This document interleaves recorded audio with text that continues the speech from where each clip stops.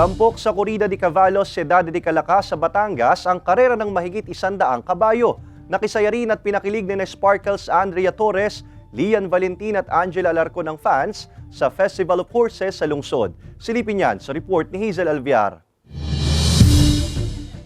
Mahigit 100 horse racers ang sumali sa karera ng Corrida de Cavallos Ciudad de Calaca o Festival of Horses sa Calaca City, Batangas. Hindi nagpatinag sa init ng panahon ang mga hinete at kabayo, marating lang ang finish line. Ang Festival of Horses ay ginaganap tuwing Miyerkules Santo kung saan isa ito sa mga itinuturing na debosyon at mayamang pamana ng kultura ng lungsod. Ang mga kabayo kasi ang ginagamit noon bilang transportasyon ng mga mananampalataya mula sa lungsod at kalapit bayan gaya ng Lemery at Balayan upang marating ang St. Raphael Arcangel Parish.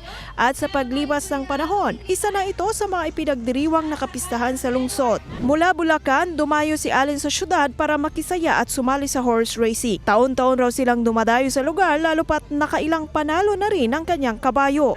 Para mag-enjoy kami dito. Kahit sobrang layo, sulit naman ang dayo. May mga cowboys at cowgirls din na rumampa. Mas lalo pang binainin ng sparkle artist na sina Angela Alarcon, Lian Valentin at Andrea Torres ang kapistahan with their cowgirl outfits. Sing-init ng panahon ang pagtanggap ng mga Calacazens sa performance si Angela Alarcon.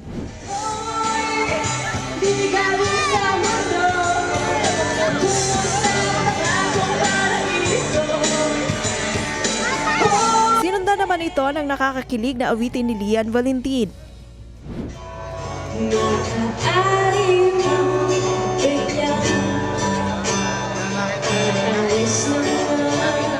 At lalo pang nasiyahan ang mga dumalo sa performance si Andrea Torres.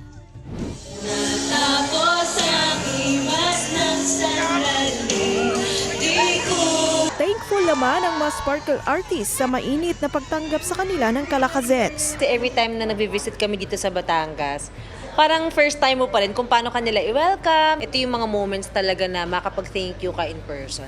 Nakakatuwa kasi ako din mahilig din ako sa kabayo and I can't wait na masubukan kong horseback riding here someday. Thank you so much for your warm welcome. First time ko to ma-experience and it's a really nice experience. And of course, nag-enjoy ako kasi nakita ko yung culture dito sa place na to. Hazel Alviar, Balitang Southern, Tagalog.